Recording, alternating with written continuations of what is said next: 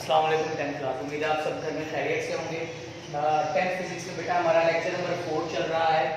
Chapter number 11 का topic है sounds का टॉपिक है रिफ्लेक्शन ऑफ साउंड। जी, रिफ्लेक्शन ऑफ साउंड है क्या बेटा? रिफ्लेक्शन एक प्रोसेस है, एक ऐसा मजहर है जिसमें हम मुख्तलिफ टॉपिक्स को स्टडी कर रहे होते हैं। जैसे कि हमने रिफ्लेक्शन प्रोसेस हमने पढ़ा चैप्टर नंबर 1 में कि वेव कैसे एक सरफेस एक मीडियम से ट्रैवल करके दूसरे मीडियम की सरफेस पर टकरा कर वापस पहले मीडियम में आती है, रिफ्लेक्ट बैक करती है, बाउंस बैक करती है।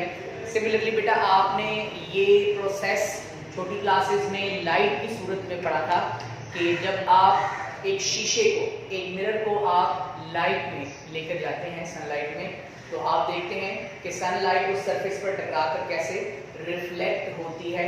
बेटा आप हैरान होंगे कि आवाज़ में भी रिफ्लेक्शन का प्रोसेस वक़ूफ़ होता है। मतलब इस वक्त मेरी आवाज़ जो है वो इस पूरे क्लासरूम की दीवारों, छतों से, ठीक है, और मुख्तलिफ किस्म के सरफेस से टकरा कर वापस बाउंस बैक कर रही है। तो इस प्रोसेस को हम कहते हैं रिफ्लेक्शन। ये एक प्रोसेस है, सिंगल प्रोसेस है, ठीक है। मतलब अगर आप अपनी ही इस क्लासरूम में ऑब्जर्व करें तो जब आप कुछ ऊंचा बोल रहे होते हैं या जब आपके साथीदार आपसे बात कर रहे होते हैं तो आपको आवाज़ की रिफ्लेक्शन वाज़े महसूस होती है, ठीक है। आप क्लियरली आवाज़ की रिफ्लेक्शन को सुन सकते हैं।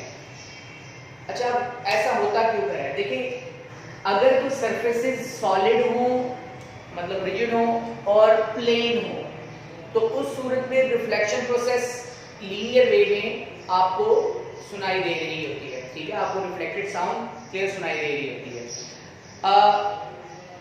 आम तौर पर ये जो प्रोसेस है ये हम लोगों ने हिली एरियाज में भी ऑब्जर्व किया होगा कि आपने अक्सर देखा होगा कि हिली एरियाज में जब हम कोई बात करते हैं या ऊंची आवाज से अगर हम वहां पर शाउट करें तो उस सूरत में क्या होगा कि हमें अपनी ही आवाज रिफ्लेक्ट होती हुई सुनाई देगी।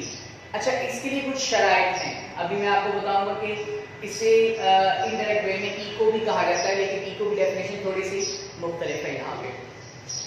अच्छा बेटा, एक चीज याद रखें कि इसके लिए जो शराइत है वो ये है कि जो डिस्टेंस है वो कम से कम 17 मीटर तक का हो।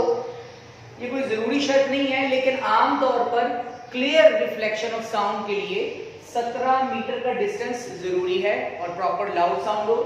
और जो साउंड प्रोड्यूसिंग ऑब्जेक्ट है वो और वहां से पैदा होने वाली आवाज और रिफ्लेक्टेड साउंड के दरमियान जो टाइम लैप है टी, वो ऑलमोस्ट 0.1 सेकंड तक का जरूरी है। मतलब इतना टाइम डिफरेंस होना जरूरी है दोनों में, ताकि आप ओरिजिनल साउंड में और रिफ्लेक्टेड साउंड में फर्क महसूस कर सके, फर्क कर सके, ठीक है। तो ये बेटा आपका रिफ्लेक्शन ऑफ साउंड का टॉपिक है। आपकी टेक्स्ट बुक में एक एक्सपेरिमेंट है, ठीक है। वो एक्सपेरिमेंट आप खुद ही देखेंगे, अपने टेक्स्ट बुक में रेडी करेंगे, नो लर्निंग टॉपिक है वो। तो जस्ट आपने रिफ्लेक्शन ऑफ साउंड की डेफिनेशन करनी है। The bouncing back of sound wave from a hard and smooth surface is called reflection of sound. How it differs from echo? Echo और reflection of sound में क्या फर्क है जी? Eco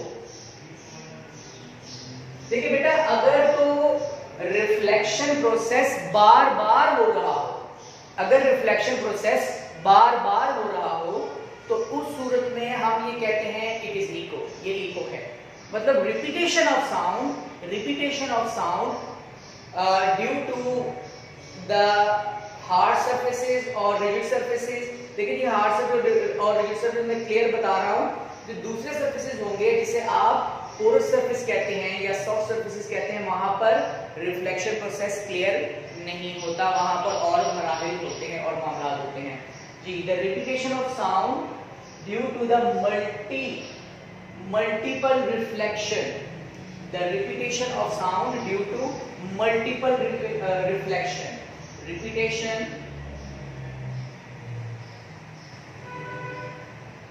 of sound due to multiple reflection, multiple reflection मतलब ये हो गया कि अगर तो रिफ्लेक्शन प्रोसेस ही बार बार हो रहा है और आवाज और ओरिजिनल साउंड में खलल पैदा हो रहा है। अब वो खलल क्या होता है, आगे हमारा टॉपिक आ रहा है एक्यूस्टिक प्रोटेक्शन के अंदर, उसे हम रेवर्बरेशन कहते हैं जी। तो उस सूरत में हम कहेंगे इट इज इको, ये इको है। दरअसल ऐसा होता क्यों कर है, देखिए जी अभी इस वक्त जब मैं क्लासरूम में बोल रहा हूँ तो मेरी आवाज छत से भी टकरा के आ रही है, फर्श से भी टकरा के आ रही है, कॉर्नर से भी, फ्रंट वॉल से भी और साइड वॉल से भी, ठीक है। तो हर सरफेस से टकराकर ये वापस रिफ्लेक्ट हो रही है। तो ये जो आवाज की जो मल्टीपल रिफ्लेक्शन है, मतलब डिफरेंट सरफेसेस से, इसे हम कहते हैं इको, ठीक है। इसके लिए भी वही टाइम और वही डिस्टेंस का जिक्र मौजूद है। सिर्फ आपकी डेफिनेशन है यहाँ पे एंड आपने पूरे के पूरे टॉपिक को एज इट दर्ज नहीं करना और कांस्टेंट वैल्यूज बेटा आपने इसमें से याद करनी है। इसके बाद हमारा नेक्स्ट टॉपिक जो आता है उसके अंदर ये है कि आपने जो मुख्तलिफ किस्म की आवाजें जो सुनी है उसमें किस किस्म की आवाजें आप लोग क्लियर करते हैं कि भाई ये म्यूजिकल साउंड है और ये नॉइज है। जैसे कि हमारा नेक्स्ट टॉपिक है difference between music and noise, music and noise. अब इन दोनों में डिफरेंस क्या है, देखिए ऐसी तमाम तरह आवाजें जो आपके कानों को भली लगती हैं, ठीक है, और जिसके आपके मूड पर, आपके असरात पर बहुत अच्छे असरात मुरतब होते हैं, बेटा ऐसी आवाज़ों को हम कहते हैं म्यूजिक। और ऐसी तमाम तर आवाज़ें जिनके असरात आपके कानों पर, आपके लहजे पर, आपके मूड पर बहुत ही मनफी असरात मुरतब होते हैं, बेटा उसे हम कहते हैं नॉइज, ठीक है। अच्छा, म्यूजिक जो है वो एक रेगुलर पैटर्न से स्टार्ट होता है, ठीक है। इसके जो वेव पैटर्न है, वेव पैटर्न जो है बेटा इसका वो बहुत ही रेगुलर है, रेगुलर पैटर्न, मतलब प्रॉपर एम्पलीट्यूड आता है इसमें, प्रॉपर इसकी लाउडनेस आती है और एक सीक्वेंस बनता है।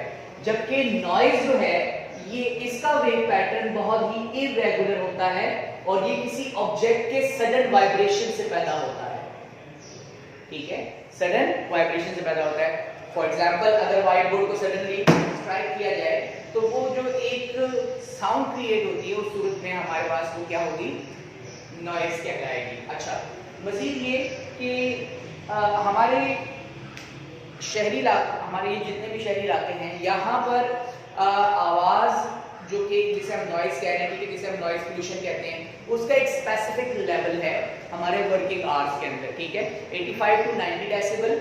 ये जो डेसिबल है ये लाउडनेस का बेटा जी साउंड लेवल का आपका यूनिट है, जिसे हम छोटे यूनिट में मेजर करते हैं। आमतौर पर बेल, अलेक्जेंडर ग्राहम बेल, उसके नाम से ये यूनिट बना है, लेकिन हम छोटे यूनिट की बात करते हैं डेसिबल की। तो 85 to 90 डेसिबल, 85 to 90 डेसिबल, इतने लाउडनेस तक की आवाजों को हम कहते हैं, इससे ज्यादा आवाजों को हम कहते हैं नॉइज।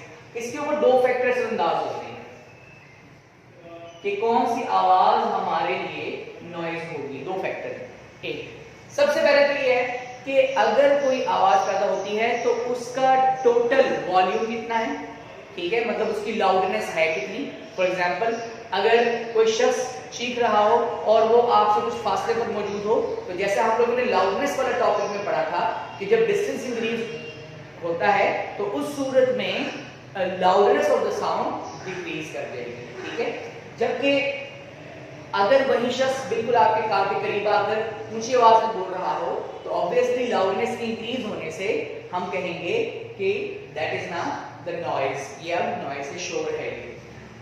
अच्छा, ये था पहला टॉपिक। देखिए कि जो दूसरा टॉपिक है वो ये है कि वो कितनी देर तक आवाज ऑब्जेक्ट पैदा कर रहा है। जैसा कि अगर आप किसी कारखाने में जाएं, अगर आप किसी फैक्ट्री में जाएं, वहां पर मुख्तलिफ किस्म की मशीनरीज की जो गड़गड़ाहट होती है उसका एक्सपोजर और टाइम ड्यूरेशन बहुत ज्यादा होता है, तो वहां हम कहते हैं it is too much noise pollution, यहाँ पे नॉइज पोल्यूशन बहुत ज्यादा है। तो हमारे रेगुलर आवर्स के अंदर जो 85 to 90 डेसिबल्स जो हमें 8 घंटे के अंदर दिया जाता है उसके ऊपर यही फैक्टर्स असरअंदाज किए जाते हैं। अच्छा, अब मजीद ये है कि ये जो नॉइज पोल्यूशन है या ये जो रिफ्लेक्शन और इको वाला सिस्टम है क्या ये हर सरफेसेस पर होता है? जी नहीं। दरअसल ये हार्ड रिजिड सरफेस, जैसे मैंने पहले भी जिक्र किया, देखिए अगर सरफेसेस पोरस होंगी, अगर सरफेस मसामदार होगी, फॉर एग्जांपल अगर किसी रूम के अंदर आप कर्टन्स लगा दें, ठीक है, प्रॉपर आप नीचे मैट बिछा दें, आप प्रॉपर कालीन बिछाएं नीचे, ठीक है, या यहाँ पर कपड़ों की मुख्तलिफ थान मौजूद हो, तो उस सूरत में ये जो आवाज अब जो गूंज रही है, जो आवाज रिफ्लेक्ट हो रही है, ये मरहला, ये प्रोसेस नहीं होगा। ऐसा क्यों कर होता है?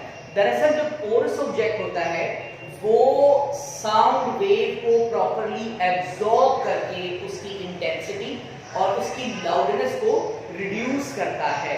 आज के टॉपिक में हमने रिफ्लेक्शन ऑफ साउंड की डेफिनेशन, इको की डेफिनेशन, म्यूजिक एंड नॉइज में डिफरेंस, ठीक है,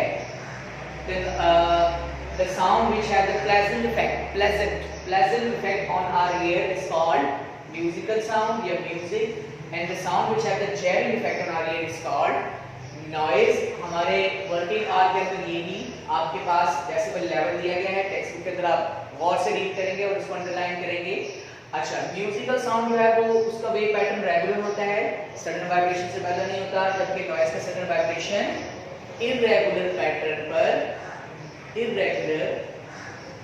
पर स्टार्ट होता है ये, ठीक है। फैक्टर्स बेटा इसके दो हैं, सेकंड पैराग्राफ के अंदर आप देखेंगे दो फैक्टर्स हैं, एक तो वॉल्यूम है और उसका एक्सपोजर टाइम, मतलब वो कितनी देर तक वो आवाज पैदा हो रही है। मजीद सरफेसेस के दरमियान में रिफ्लेक्शन प्रोसेस का हम लोगों ने जिक्र किया। बेटा अब हमारा नेक्स्ट टॉपिक है एक्यूस्टिक प्रोटेक्शन।